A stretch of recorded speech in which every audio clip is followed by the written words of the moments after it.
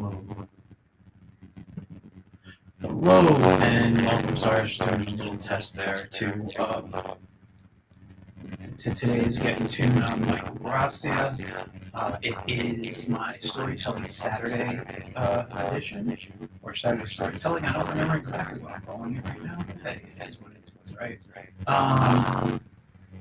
Basically, me talking about storytelling. And I'm just organizing my segments up right now, so I apologize. Thought I had everything good to go, but there were a couple of little things I needed to adjust. So today, I'm hearing my band. Let's see if I fix this. You might hear feedback from that fan, so I'm just going to switch my mic. Let's go.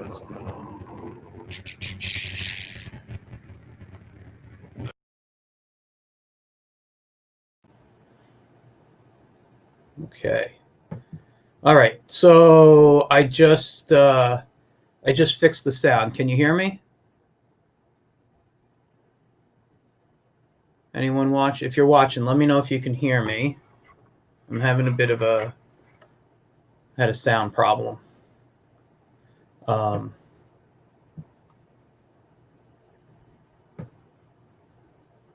Okay. Hopefully it works and it's good. So today, thanks, Space Cadet. Yeah.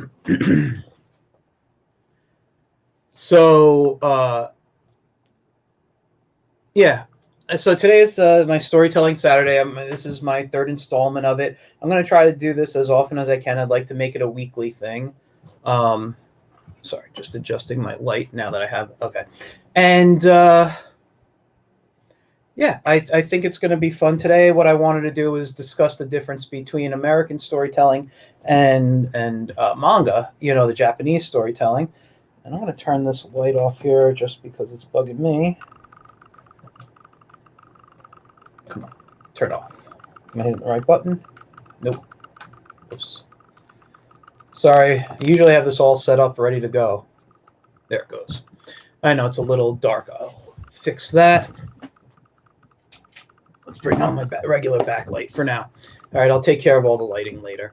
That's not a big deal today. So yeah, the reason why I wanted to do this one today, there's a few, and I thought I brought a book in, but I didn't. So what it is recently I was speaking with someone, and I got a new gig. It's an 8-page comic. I'm not going to discuss anything about it yet because it hasn't been announced or anything, but I got a new gig. And it's going to be done in an anime style, which I can draw pretty well. I'm going to probably have it done by the end of January. So I'll be working on it this weekend, starting with, I've read the script. It's a fun script. I'll be going through, like, roughing out, some ideas, thumbnailing things based on the script this weekend, as well as working on the other project that I told you guys about that I'm doing with Parody Press, and my friend Del for Don Chin. And by the way, tomorrow from 9 to 11 Pacific time, so if you're in New York like I am, it's going to be from 12 to 2. Don Chin is going to be starting the launch, I think he's doing an Indiegogo. It's a crowdfunding launch for the book I'm working on with my friend Del. So Del and I and a few others will be on Don's live stream tomorrow. So check it out. It's on YouTube. Go to youtube.com/DonChin. You can find it there. So that's going to be fun. I'm looking forward to that. Now, when I was talking with this guy who gave me the gig, and he described it to me, it definitely had an anime feel. He referenced a show from our childhood that I enjoyed as a kid, and I went right away on character designs, and within two drawings of each of the main characters, I had the design nailed down, and he was excited, and so am I, because it's a fun one, and it flashes us back to the old anime shows that we watched. So I was very excited. So like I said, this weekend I'll be doing some thumbnails on the script. It's only 8 pages. It's not as heavy as you would think in illustration and dialogue. It's very simple, but very very fun.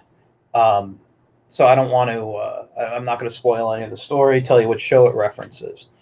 But it got me thinking, because when I have a job, whether it's my own project or it's for someone else, what happens to me when I start working, or at least start thinking, is I draw in a variety of different styles. My go-to is very Hanna-Barbera-ish, both with superheroes and the funny animal things. But sometimes there's a hint of Looney Tunes in there. The Warner Brothers stuff. There's sometimes Disney in there. I'm just influenced by everything. I think we all are. And when I draw comic book superheroes, they tend to be kind of Silver Age-ish. That's the era that I really love. Even though I started reading comics in the '80s when I was you know, probably I started reading in probably '86, but started collecting in '89. And so I was 13 in '89 when I started collecting. And I collected a lot of American stuff because I didn't really know about manga. I didn't really see manga anywhere, at least in the stores that I went to. I didn't see it till later in life, and I didn't even know anything about manga until probably the mid to late '90s. Excuse me. Hey, Sebastian. Um, so I kind of, I don't want to say I embraced manga. I always kind of had a feel for anime growing up, and I'm going to show some artwork and some of my favorite animes that influenced me as a kid.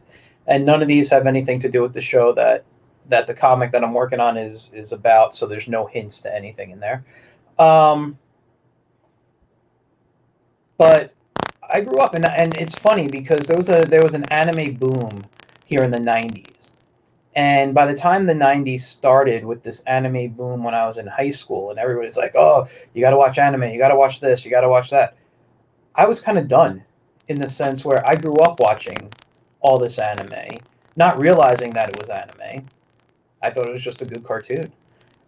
And everybody was looking at the influences um, of what was going on. Everyone started drawing anime, and if you didn't draw anime, you were, you know, the artists that I knew at least made fun of you. I personally drew a lot of anime stuff closer in the '80s because that was what was influencing my artwork, and I got made fun of because it didn't look like a lot of the cartoons that my friends were watching.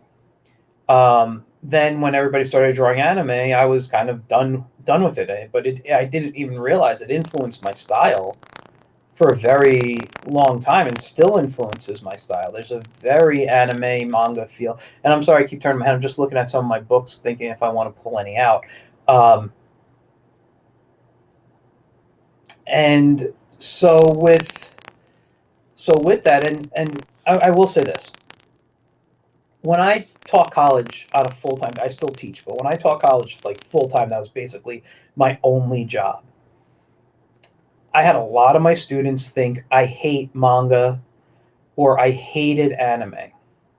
And it wasn't that at all.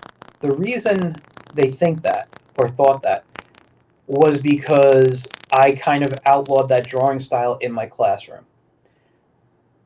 And you're going to ask why. Well, I wanted my students to be flexible, to have the ability to be diverse in styles and be able to draw anything. Most kids were influenced by anime and video games and stuff, so they were copying what they saw, what they were influenced by, but they weren't trying other stuff. And I would sit in class and I would just explain how drawing and cartooning doesn't matter if it's American or Japanese style. It's all about understanding how shapes go together. and I would knock off a Looney Tunes style. I would knock off a superhero. I would knock off a manga character. It didn't matter. I just showed them, and I'm like, I don't outlaw it. I just want you to have the ability to be flexible so that you can have more of an option for job searches when you get older. Now, I graduate. Now, some people may say, well, you know, they need to develop a style and they'll get hired for the style. But at the same time, if you can be flexible and a company hires you, they may have a house style that is similar to yours, but you're going to have to learn to draw in their style. And if you're flexible enough and you understand how to be flexible, you can draw and draw anything, you know? I mean, will I say there are things that are harder for me to draw? Absolutely. I'm bad with vehicles. I could do them, but they're by time-consuming piece. Same thing if I had to draw a house and accurate perspective. Not that my perspective is bad or anything. It's just when you're doing very clean detail, that's the time-consuming stuff. And it's not that I'm, like I said, it's not that I'm bad. I mean, horses I suck at, but when you have to get things at perfect angles, so that's the time-consuming piece for me. So it slows me down. It's not that I'm bad. It just is the boring part, I guess, for me, because I have to slow down and focus as opposed to just being able to go freehand and go off in my head, you know. But when I got this, anyway, getting back to this gig I got, I started looking, and I will say this: I had the characters designed by the day I got the script. By that night, I started embracing myself, and that's what I do when I'm looking into some type of story, whether it's cartoony, whether it's superheroish, it's, you know, whatever I'm working in, I will embrace myself with that world. It could be for a half hour, it could be for 6 weeks. It doesn't matter to me. I will embrace myself so I could just get the feel of that style again. And excuse me. And that's what I did. I looked at some anime. I went to some of my old how to draw anime books I had from many years ago. I watched some YouTube videos of some anime. I started going through some of my books. Like, I'll just pull one out over here. I don't read what I would consider the classic stories of anime. I'm a big fan of the licensed properties that I like. So I got the Legend of Zelda here, which I've been reading on and off for a while now. I just love the artwork. I love the grayscaleness to it. It does take a few minutes to get used to reading backwards, you know, because we read left to right in America, and they read right to left in Japan. But it is a beautiful artwork. It's a different type of storytelling than I'm accustomed to. Another book I'll pull out right over here, let me just grab it, is this one here. And I'm in the middle of book 2, but it's called Astra. I believe there's a TV series on it. They did. I do plan on watching it, but I want to finish the stories. I actually prefer reading manga to watching anime.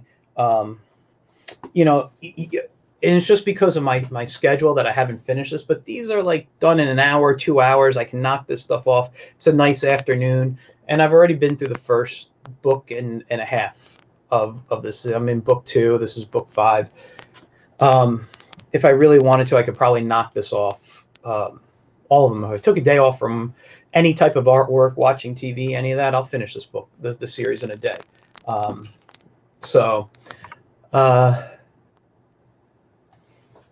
yeah, you know, I do enjoy my anime. I do enjoy my manga. I have some Star Wars manga up on the other side, you know, on the bookcase there, too, like Lost Stars, and I think it's, what is it called here?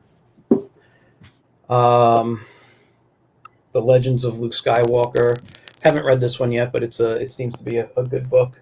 But yeah, now, so that's all anime, right, or manga, because it's printed.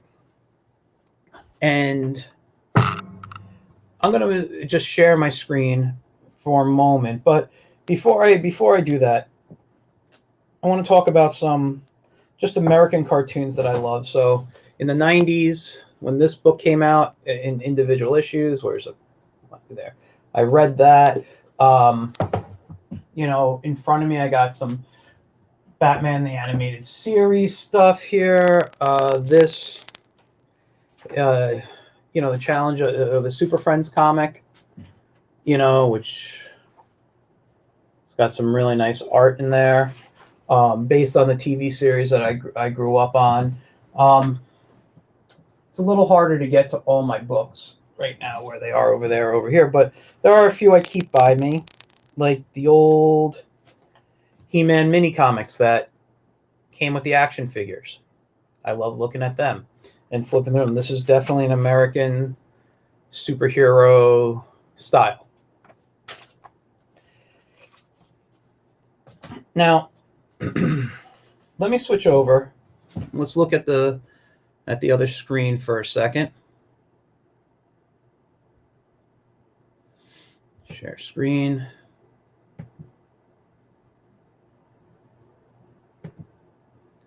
Okay. Now let me see if this works. I'm going to remove myself from here. So let's go big. And now I'm going to pull out, let's start with the American comics, since I talked a lot about the British, not British, sorry, I was doing some Doctor Who stuff earlier. The Japanese comics. So I was a big DC guy. Still am. I don't read anything mainstream these days, but character-wise, I'm just a big DC guy. And this book, not this particular issue, but this story for Crisis of Infinite Earths that came out in 1986, this was the comic that brought me into comic books. My cousin had the book. I was at his house, and he had a bunch, and I read the comics, and this is what fascinated me here. And this style up here, this is the Jose Garcia Lopez style, which was the house style of DC for a very long time. I even have some, I don't know if I have that print up.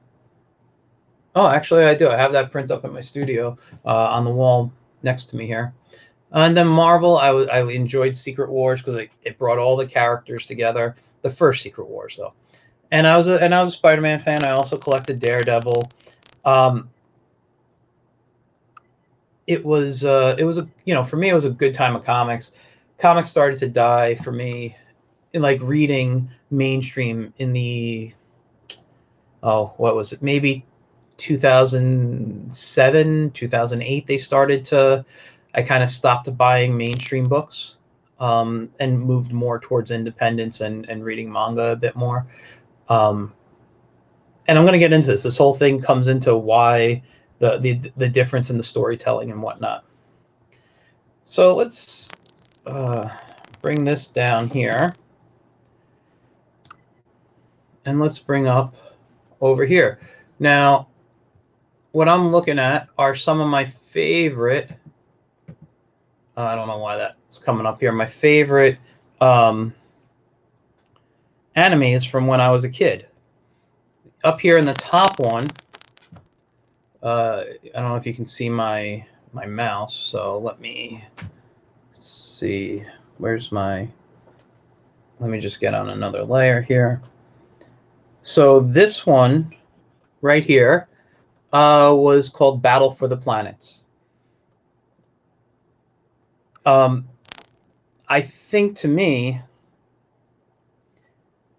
this might be one of my all-time favorite cartoons. I don't remember much of the story from my childhood, but the characters, the costumes, the designs always kind of stuck in my head.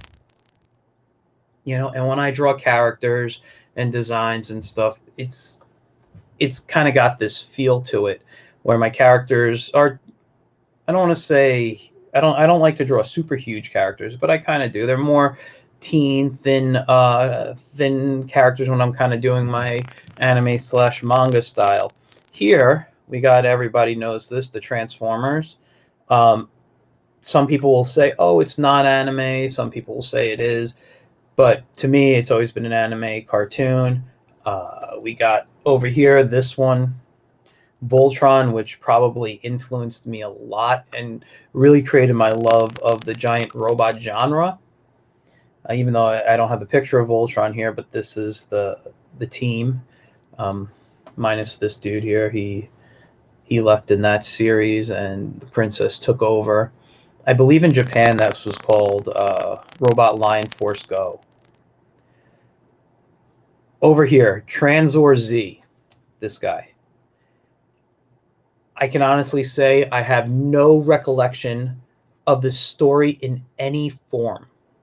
I just have memories. I got to go back and see if I can find this on YouTube or someplace. I just have memories of this character fighting. And I remember there was somebody who'd go into like a spaceship and it would land right here on top of his head and sit right there, and it would control Transor Z. I also remember there was this female robot that had best way to put it is boob missiles. So where her breasts were actually missiles, and she'd fire them out. And that was outside of things in my head that I've seen. That's like my biggest memory from this show. Is Transor Z in battle fighting, and the boob missile girl, and then we got here Gundam. And I enjoyed Gundam as a kid. The whole giant robots was a big thing. To me, I still enjoy it. I created a story I talked about. I don't remember if it was on here or if it was on one of my other streams, but it was called, why am I blanking on its name? Oh, Thunder Mark 7. And Thunder Mark 7, which I plan to work on this year, is good. It's going to be a one-shot. I have a 7-8 page sampler I used to hand out, but now it's going to be like a 32 page one-shot. And basically the story is, what if Voltron kind of was run by the Swiss Family Robinson? It was like, I don't want to say Voltron itself, but I basically took the idea of the Swiss Family Robinson and combined it with Voltron, and that was, or at least the giant robot story. And that's kind of how I came up with that. So for me, having and watching these things really influenced the way I tell, the way I look at storytelling. And there's a major difference between anime and or manga, sorry, because I'm really talking comics, manga and American comics. Hold on, I just need a sip of water.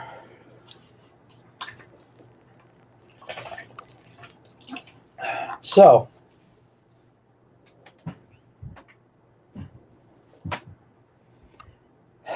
what are some of the big differences between looking at an American comic versus looking at a manga? So, to me, looking at a manga, whether it is what you would call a one-shot, which is just one book, or it's got 5 or 25 issues in the series, manga is normally written and illustrated by the same team, whether it's a writer and an artist, or the writer and the artist are the same person. They normally take it throughout the entire run of the story. And this way there's no change in style, no change in the way stories are told or art. It just looks the same throughout. But with American comics, in the same book, you can have 3 different artists, 2 different writers. It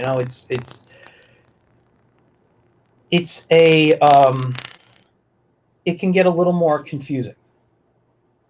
And I don't know if this is part of the reason I kind of left reading mainstream comics, but when you look at a writer, you can, or just a comic in general, and you're looking at it through the side of story, not just the artwork, but we're talking about story right now. when you have one guy write, oh, they wrote 3 issues, and then there's another one writing 5 issues, and another, everyone has a different take on the character. They may have to tell the same story or follow the same plot line, but there's a different take. And some people don't understand characters like other people. I mean, I'm not going to name names because I don't badmouth people, but there are writers out there that I'm not a fan of. I mean, it's that simple. You're not going to like everything and everybody who comes out, you know. I will say this: I'm a big fan of Peter David. I love Peter David's writing. I own actually one or two. They're on another shelf somewhere else, of his prose books, which are great. His run on the Hulk in the late '90s is probably my favorite run on the Hulk I've ever read. Um, you know, and if his name's attached to something, I'm going to pick it up because I know I like what he's doing. And a little side story. Years ago, before I grew my beard, I think I just had a goatee, and before I started shaving my head, so there was some fuzz on the back and whatnot. I was at a con. I had my leather jacket on. I was waiting in line to get into New York Comic Con. I think I was working the show. I think I was on the artist line. All of a sudden, I hear people, Peter David. I hear someone, Peter David, Peter David. And I'm looking around. I'm like, oh my God, I'm such a huge fan. Where is this guy? I'm looking. I didn't know what he looked like back then. And then this woman comes and taps me on the shoulder, and she's like, Peter David. And I turn around. She goes, you're not Peter David. I go, no, I'm not. And she goes, sorry, I thought you. So I guess from the back I look like Peter David, or at least I did back in the early 2000s. So, or was it mid 2000s when it started? I don't remember when New York Comic Con started, but that's a little side story. I so when you're looking at that, you have different takes. That's really my point there. Is you have the different takes on the different characters and the different stories, and that's just in the story, the script, that type of stuff. When we look at the artist side now, we're seeing artists who maybe draw a little different than each other. We're having artists that that maybe lay the panels out differently, do perspective, whatever it is. It's all it's all different, and that could be cool to see other people's takes on characters. But back in the 80s, when we were looking, and we just take DC, for example, they had a house style. Jose Garcia Lopez, defined it. And that piece, if you look back, is it behind me there? My fan's blocking a couple with the light and stuff, but you can see that I have prints of those characters because it was such a great style for me. But back then, everybody had to draw their characters to look like that, to fit that style. And if you couldn't, I mean, you go let's say you go back into the 70s, with like Jack Kirby working for DC. What happened with Kirby? Well, Kirby had a complete different style of drawing than the house style of DC. So the characters didn't always look like the characters. What would happen is he would turn in his work, and they would have someone paste over a face that someone else drew to match the house style. So you want to keep a look. People are used to a certain look. Some people don't want that variety. One of my favorite artists of all time is a guy named Alex Toth. Alex, if you guys don't know who he is, developed the designs on the Hanna-Barbera cartoons like Space Ghost, Birdman, and Johnny Quest, all those superhero and action adventure cartoons of the 60s. Where Kirby in the late 70s did Thundarr the Barbarian, which everyone's a huge fan of. But when you look at Toth's work, Toth was a less is more type of storyteller. And only what you saw in the picture was what needed to be there, both in the animated stuff and the comics he drew. When you look at Kirby's Thundarr, there was a little bit more to it. I mean, it wasn't the whole less is more as much as Toth had. There was still a what's the word I'm looking for? A simplistic style to animate with, but you know, his comic book drawings were much different than what he was doing designing for animation. So, you know, and that's something that comes with the storytelling. You know, American animators and even the Japanese animators kept stuff simple, but Japanese, I felt, always put more in there, more than needed. We didn't start doing that until the 90s, in my opinion, when we had the X-Men cartoon, and they really wanted to push out that comic book feel within the what's the word I'm looking for? On the screen. They wanted to push that comic book feel onto the screen. So, you know, that whole less is more. But what happened? We get things in the 90s like this right here, Batman the Animated Series, right? This is the comic adaptation, a little trade of it.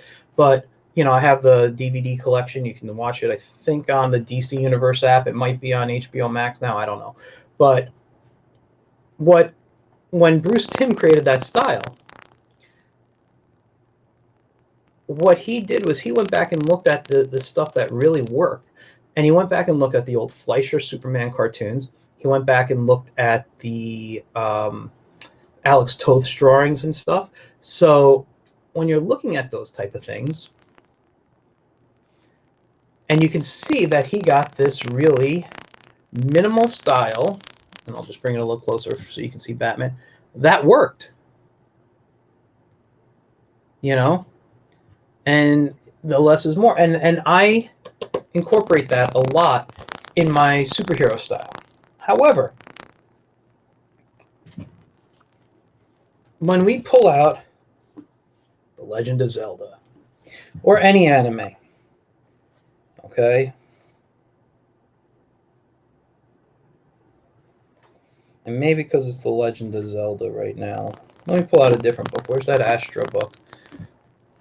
This book, I really don't want to give away anything looking here since I haven't read it yet, but let's look at I'm going to open up to a random page real quick here. So one of the things we'll notice different in style, like with the characters, are there's a lot more angles to them. You see the chin there, very angular, very pointy chin. I mean, some of the other characters may not be as pointy, but it's just a look here. Here's more of an adult. His chin is, where do I go for that right there? His chin's a little straighter. So they do change things up. The other thing that I've noticed in drawing style with anime are the eyes. Okay, lots of different ways to draw anime eyes. Okay, I draw them. I'm going to go onto the screen now. Here, let's bring this back up. And let me just zoom in so you guys can see when I draw here.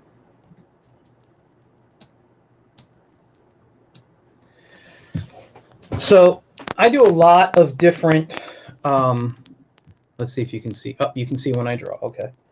Sometimes there's a little glitch. I just wanted to make sure.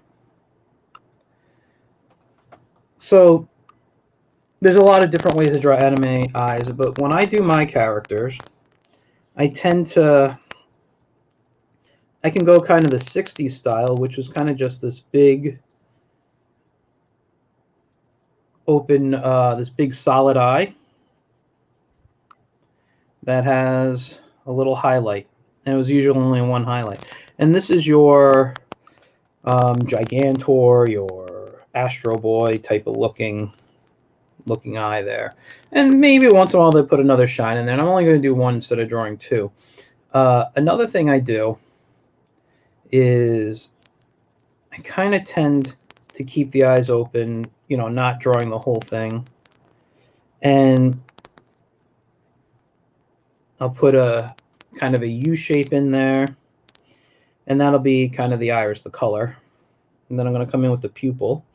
And instead of always drawing all those little highlight circles, I'm just going to cut in one. I usually like to do it at a slant. Come in and then cut into another. So this would be the solid black of the eye.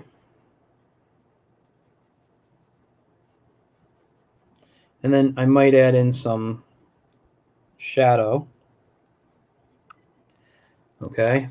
And that's the eye. And that's probably the eye I'm going to be drawing with this project I'm working on.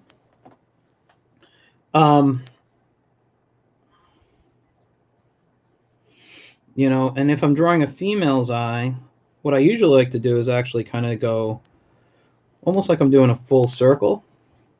And I'll just do the same pupil inside here right now. So this is the iris, slant, come in, slant again. And then I'm going to come in with the eyelashes. So depending what side, so if this is her, would be her right eye, but the left of the screen, this is going to get heavier here. I'm just going to come out maybe down here. Then I'll maybe do kind of a line down here. And I don't like how heavy I made those lines there. Let me fix that. This line. There we go. And is it a perfect anime eye? No, but it's how I do it, and it's okay. All right. Now, of course, there are others, and I do use this style quite a bit when I'm drawing my anime men, or I don't want to call anime men, but when I'm doing my guys here.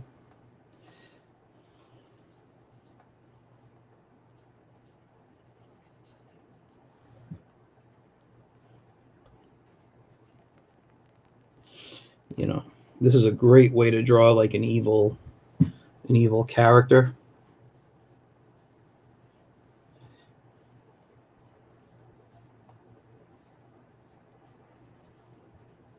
You know, just come in.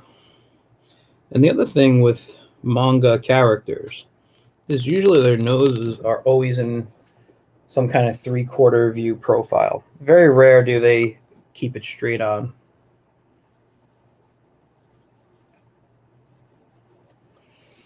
You know, so this is just a great piece right there. And I don't like to close up the eyes unless I need to. I like to leave a little open in my style there.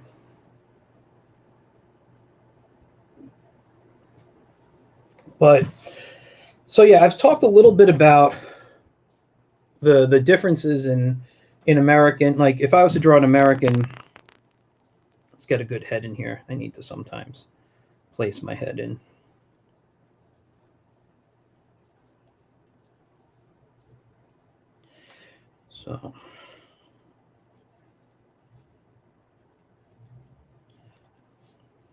So the eyes aren't usually done this way for me. They're a little more,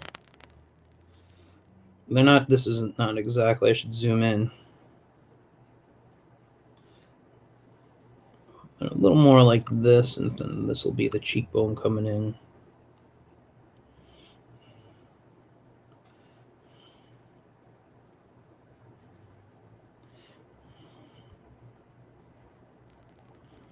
It's a little too high of cheekbones and stuff, but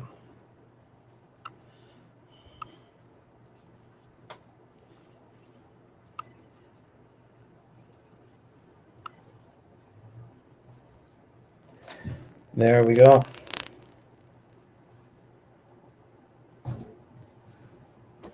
So you can see there's a bit of a difference. The eyes are a little more, kind of go with that more traditional, like almond shape that we use in the eyes, and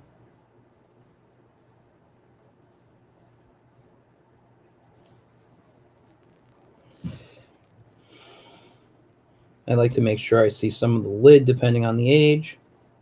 So I know if I have to add eyelashes in, I know how to add them in. So now here's an elderly kind of woman wearing a lot of eye makeup. Oh. And if she was younger, I wouldn't put as many lines in for the eyelids. Now, the other thing in story, and I know I'm jumping around, the other thing with story in this, in the manga style, is we have, I like to think of it almost like I'm looking at almost like a play. There's a good 3-act structure. There's a beginning, a middle, and an end.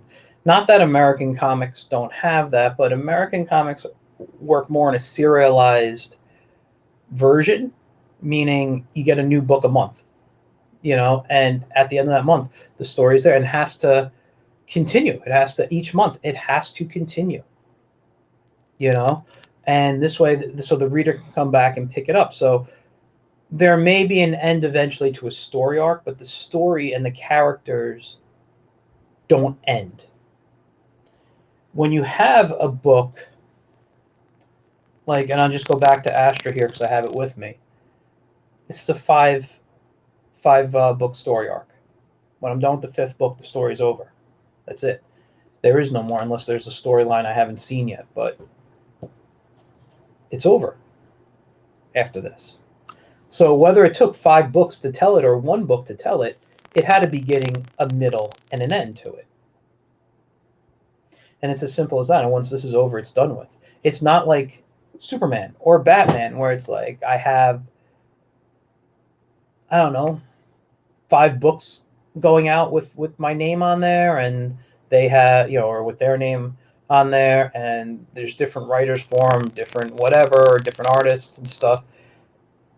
And it may not be as cohesive as if you just have 1 book.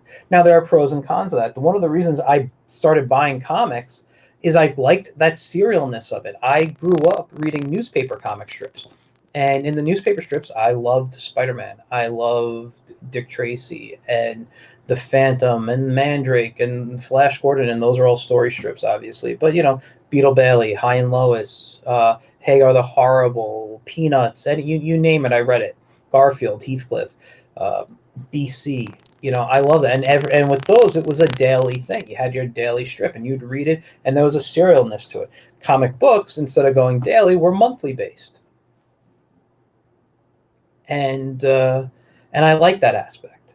And don't get me wrong, sometimes I like the difference in writers to bring a fresh look on it. But if you look at somebody, I don't know, you look at somebody who works a long time on a book, you can see when they're into it and when they're not into it.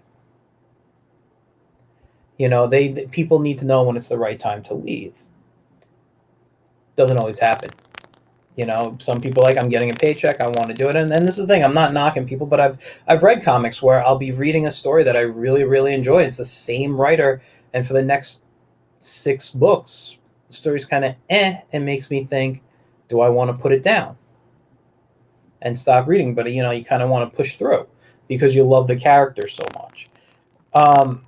When you come back to manga, and we're looking here at this manga, there's a group of characters in here.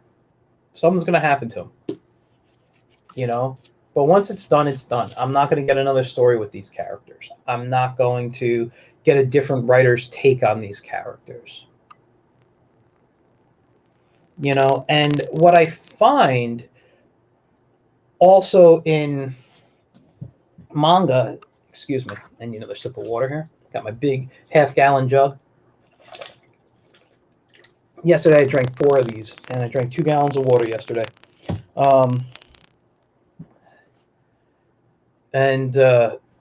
Excuse me. So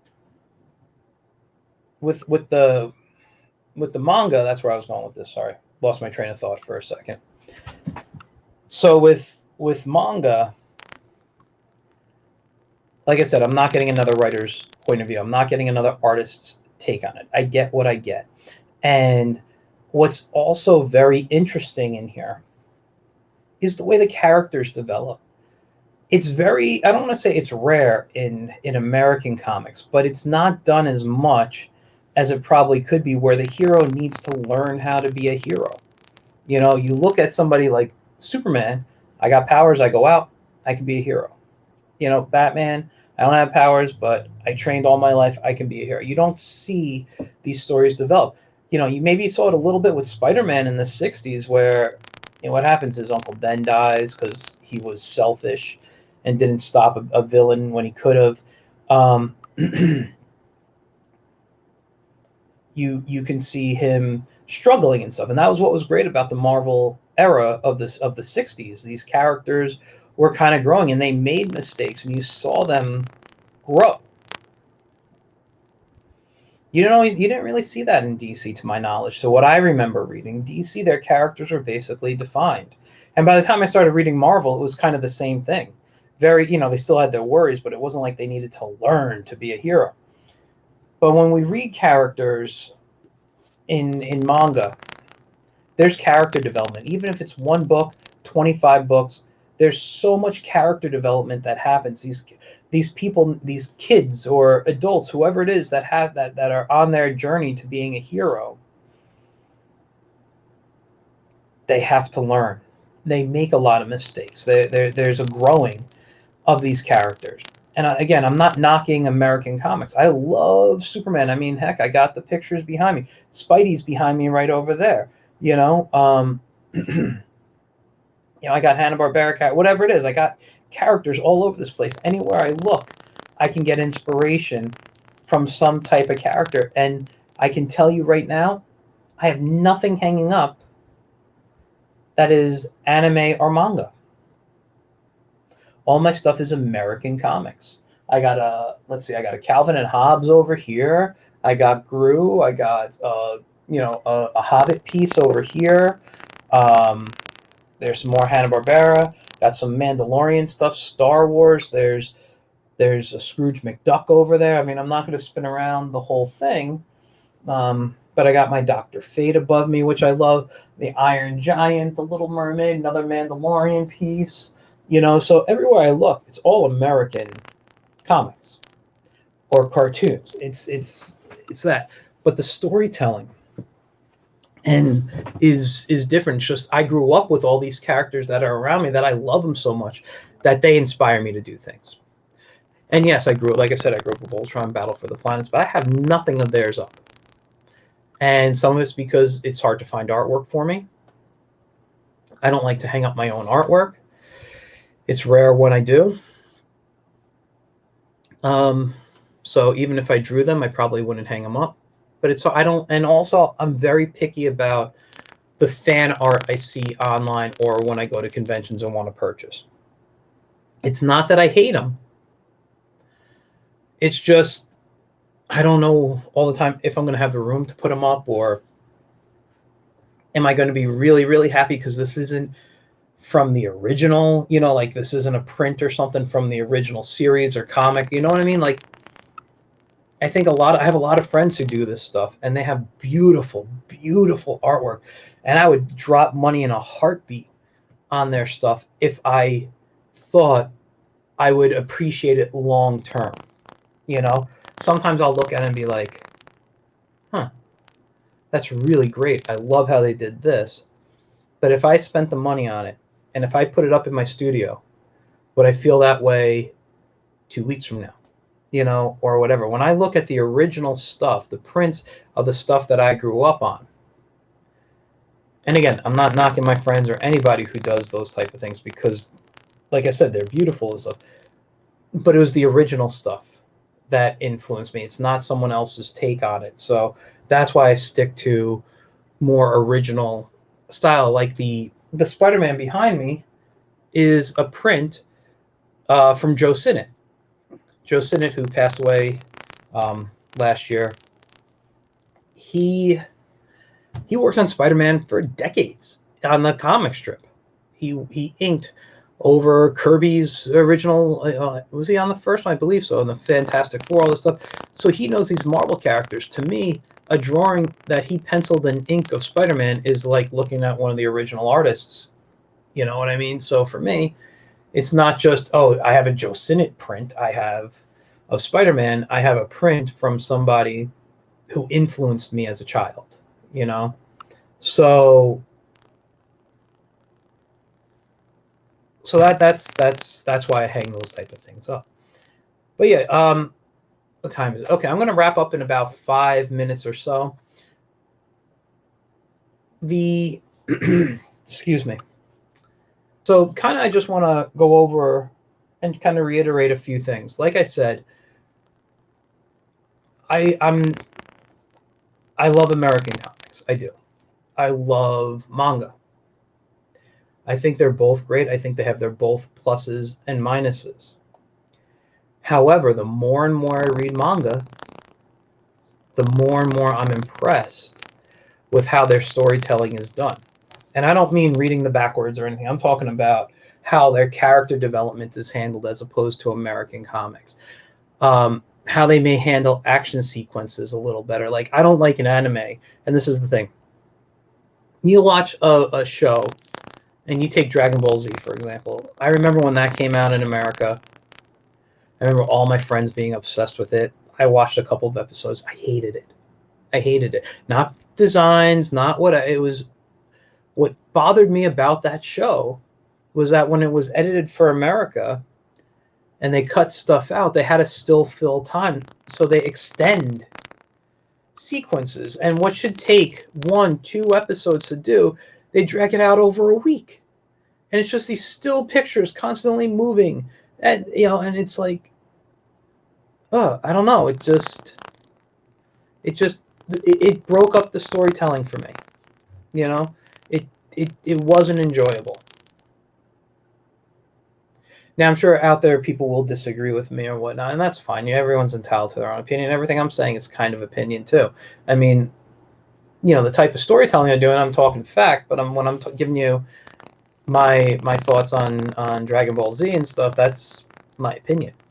I didn't like that, and that's why I prefer to read manga and then watch it. But let's be honest, anything Studio Ghibli comes out with, I'll watch. One of my favorite, and this isn't a Studio Ghibli film. One of my favorites was Steam Boy. Now I know it didn't come back get a lot of success. I think it's maybe most people would say it's a 6 out of 10 or something like that. But the designs and the concept behind it, and I forgot what it was based on. I believe it was based on a Shakespeare play, or a book. I don't remember. Yeah, I'm blanking now. But that was a good movie. It was just set in like a steampunk world. Another one, I remember the first anime I saw that I would consider an anime, because I'm not counting the cartoons that I watched growing up, like Battle for the Planets or Voltron. I remember it was in the 90s, and the Sci-Fi Channel played Lensman. And I thought Lensman was a fantastic concept, a fantastic idea. I loved the story. I haven't watched it in years, so I may change my mind now. And I know it was based on a comic, and I think I have a couple of the issues somewhere around here. But that was fantastic to me. The idea that there was this lens that could be passed from person to person, and this lens had power, and it was just, in this one that I saw, it was in his hand. I thought it was just a cool concept. I also love science fiction. And that would be the first actual anime I think I saw. And then I went into things like Akira and all the other stuff that came out. But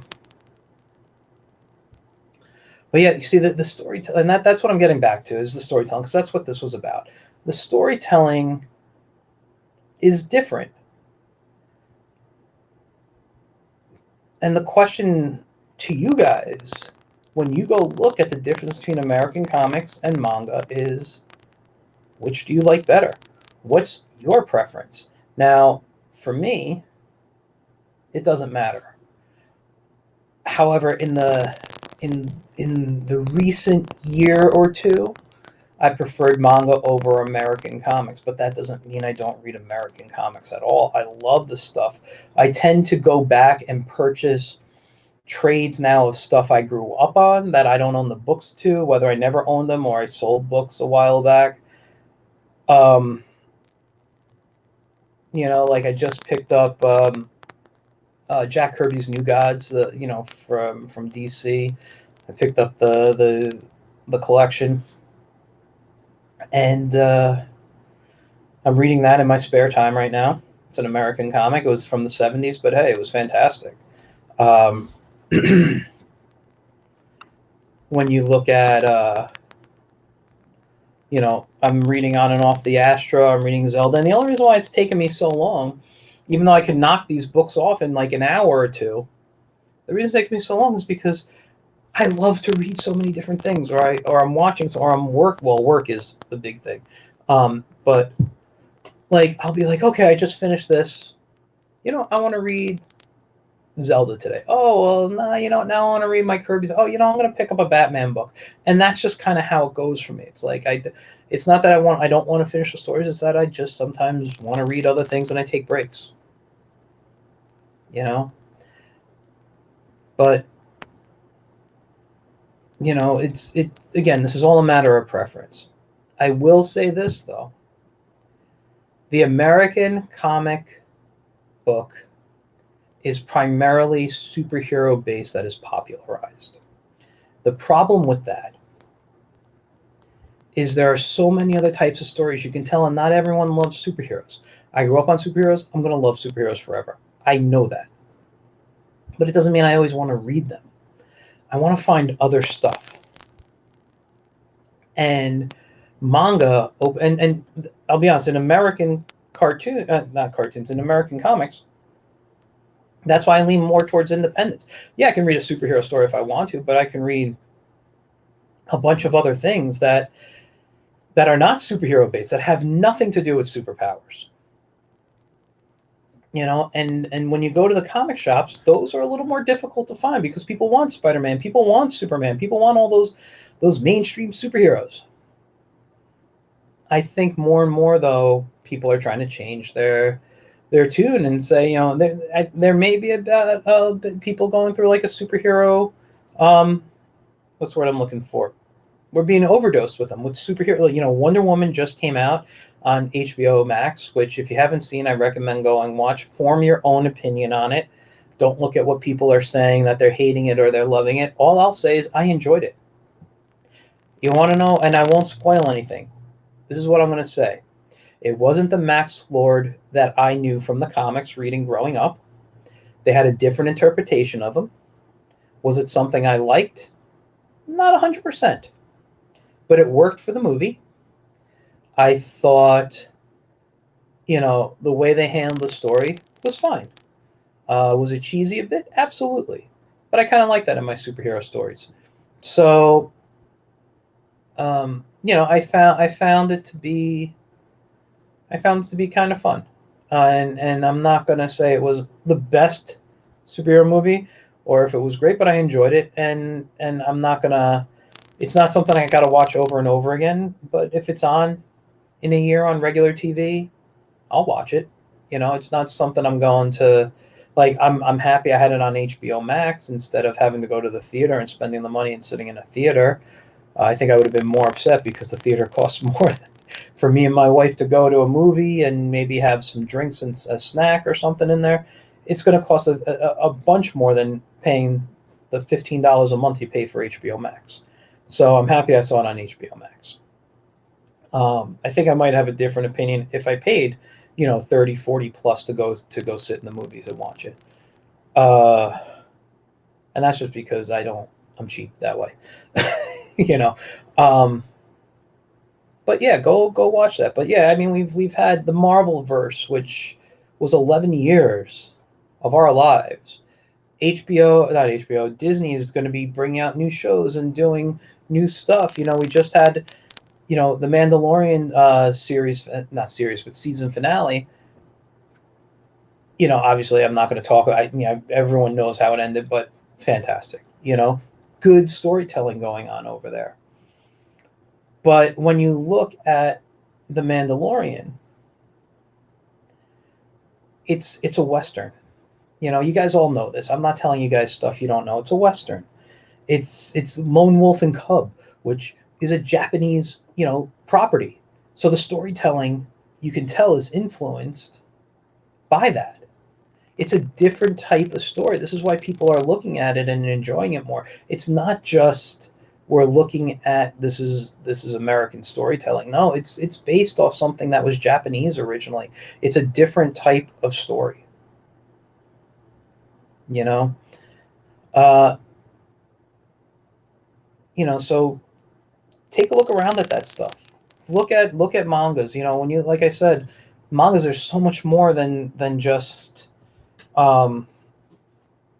than just superheroes. Like this story, I said I'm in the second book, but just to give you the idea of what this story is. When I was a kid, and you guys might have something like this wherever you lived, it was called outdoor education. You were supposed to go away for a week and kind of live in the woods type of stuff in like 6th grade. I never went because I didn't want to go.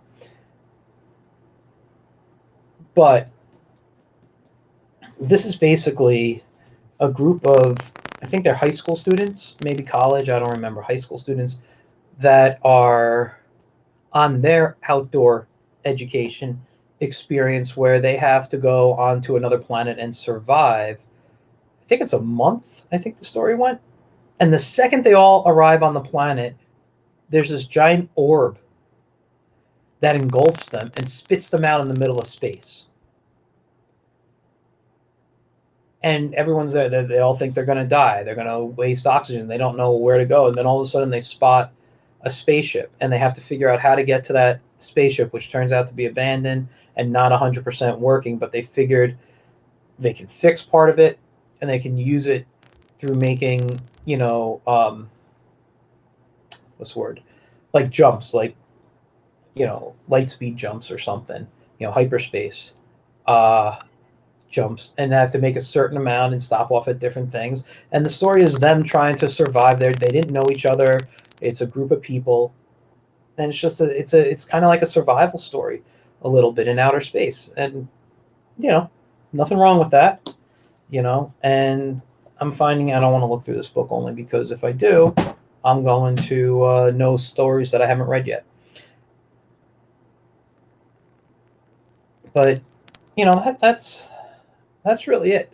I'm not going to tell you guys don't read American comics, don't read manga. Read both. Find what you like. Look it out there. If you want only American stuff because you don't like the look of Japanese cartooning and you don't like superheroes, look what's out there. Talk to your local comic shop. Talk to your friends. Look at the independents. See what's out there in the independent comic world.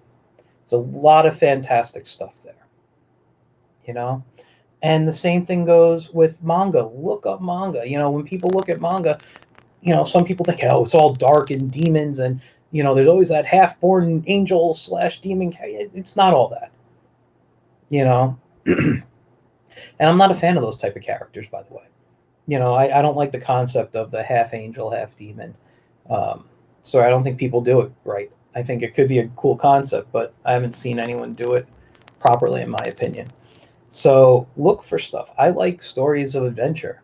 I do love science fiction. I love fantasy. That's why I have my Legend of Zelda manga. I like the fantasy. I also love the video game.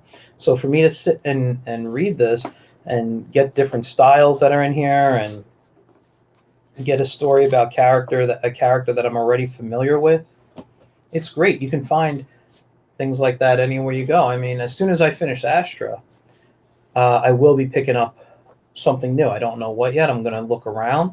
Could it be something mainstream like My Hero Academia or something like that? Maybe.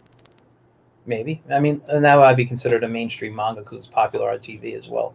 But, I probably want to find something that I don't know has a TV series that I can't compare right now. I didn't know Astra had a series until I think I was on Hulu, surfing for something to watch. I'm like, well, I can't watch it until I finish, Same thing with, what was the other one? It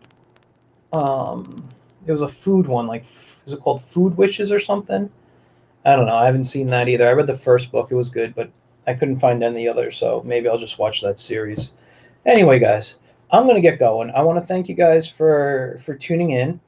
I hope you guys enjoyed today. I'll come back next week with another topic on my storytelling Saturdays here. If you get a chance, check out any manga or any American comics. If you don't read them now, there's something out there for everyone. It's fantastic. Uh, even if you find them on the web, I do recommend you go into the comic shop and getting print, because print's always better than reading digital. But if you just can read digital, read digital. As long as you're reading comics, that's what's important to me. Um, Also, don't forget tomorrow, go to youtube.com/Don Chin.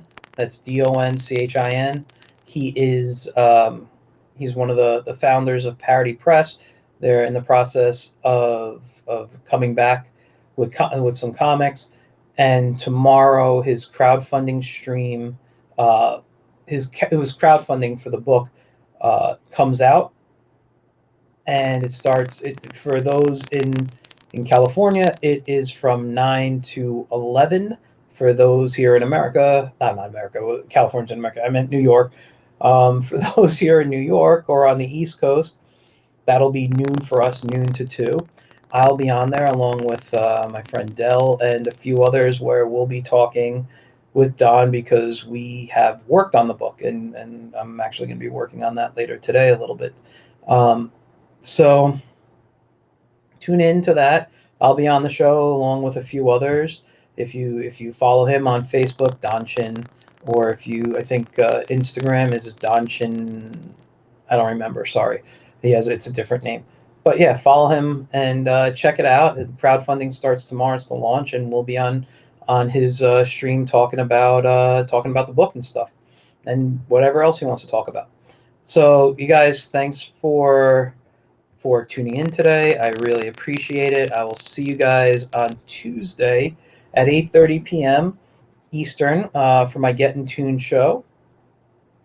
And I will be putting up the ads for the guest today or tomorrow. All right, have a great rest of your weekend. Hope everyone is having a great new year already, and I'll see you soon.